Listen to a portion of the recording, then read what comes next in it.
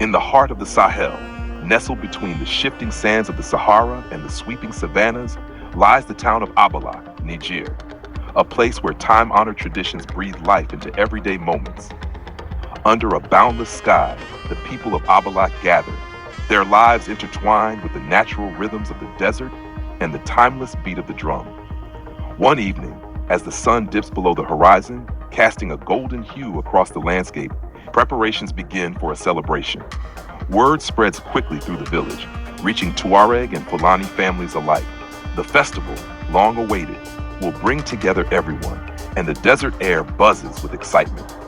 Women begin to set up colorful tents, their hands deftly arranging intricately woven mats and soft cushions inside, while children run around, giggling as they catch the scents of sizzling meats and freshly baked flatbread. As night falls, a deep, steady drumbeat begins. It's the Tende drum, played by one of the elders, his hands moving rhythmically, calling everyone to join. The Tende dance begins. Women, dressed in flowing indigo robes, step gracefully into the center. Their movements are slow, deliberate, each step resonating with the pulse of the drum. The men join them, clapping in unison, swaying with the rhythm. Across the tent, a group of young Fulani men begin to prepare for the Jerawal dance, an ancient beauty competition among the Wodabi Fulani. Painted with red and white designs, their faces are framed by feathers and beads. The men line up, shoulders square and eyes wide, each trying to outshine the others. They begin to sway and chant in perfect harmony, their heads bobbing back and forth as they flash their brightest smiles and stare intensely into the crowd. The women watch, laughing, whispering to each other about which dancer is the most charming. The laughter, music, and dancing go on late into the night, weaving through the stories told around campfires and mingling with the scent of tea brewed over hot coals. In the market, Tuareg artisans display their silver jewelry, their hands skillfully working with metal and leather. Each piece tells a story of journeys across vast deserts, of ancestors who traveled the sands before them, and of the resilient spirit that binds them all. As dawn approaches, the festival winds down.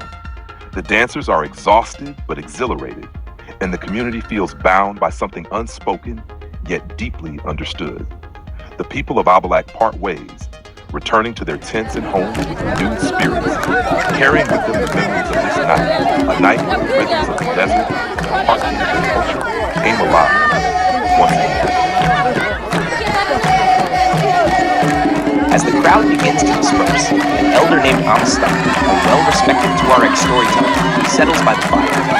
His face, weathered by years in the desert, holds a warmth that draws people in, and soon a circle of children and adults gathers around him, eager for one last tale. With a nod to quiet the whispers, Amistad begins, his voice low but filled with the weight of generations. Many, many moons ago, he says, our people roamed these lands not as villagers but as nomads, following the stars and the path of the wind. He describes the Tuareg warriors of old, known as the blue men of the desert, for their indigo-dyed robes, which left a faint blue on their skin. He speaks of how they navigated by the stars, finding water where none was thought to exist, and of the sacred bond between people and their camels, those ships of the desert. The children listen wide-eyed as he tells them of the great market days, when different tribes would come together to trade, share news, and celebrate. The elders would barter for silver, dates, and leather, while the younger folk would sneak away to meet friends and exchange whispered dreams under the guise of night. Some even claim these market days would bring people from as far as Agadez and beyond, each bringing their own customs and stories. Just as Amistan finishes his tale, a young girl named Zara, no more than 12, raises her hand shyly. "Tell us about the spirit of the wind," she says, her voice barely above a whisper. Amistan chuckles, nodding with approval. "Ah, the Jinair," he says, his eyes lighting up. "The spirit of the wind is what keeps us alive in the desert." He explains that the Jinair, a spirit revered by the Tuareg, is believed to watch over those who live in harmony with the land. Hunters, travelers, and nomads would whisper prayers to the wind before venturing far from home, hoping the Jinair would guide and protect them. "You see," Amastan says, "the wind is our friend. It clears the path, it hides us from enemies, and it carries messages from the desert's heart to our ears." The crowd murmurs in appreciation, feeling the wisdom of his words. As they rise to leave, Amastan places his hand on Zara's shoulder and whispers something only she can hear, filling her with a sense of wonder and belonging. As the fires dim, people head back to their tents, carrying with them the tales of the past, stories of ancient nomads, protective spirits, and the promise of new beginnings.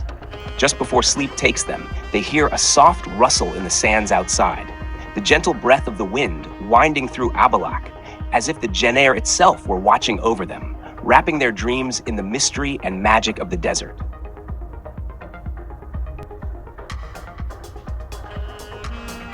As the last embers of the fire fade and the stars shimmer above, the people of Abalak whisper their goodnights, each in their own tongue. Peace, murmurs a mother as she wraps her child in a warm blanket. Pais, a father nods to his neighbor. Pas, echoes an elder to a passing friend, his voice low and warm. And finally, a soft chorus rises into the desert night. Ma'asalam. With those words, the village settles into a gentle silence, the peace of the desert, wrapping them all in a calm as boundless as the starlit sky. Thanks for watching this video. Don't forget to like, share and subscribe, and also click that notification button. Thank you once again. Peace, best pass. Ma'asalam.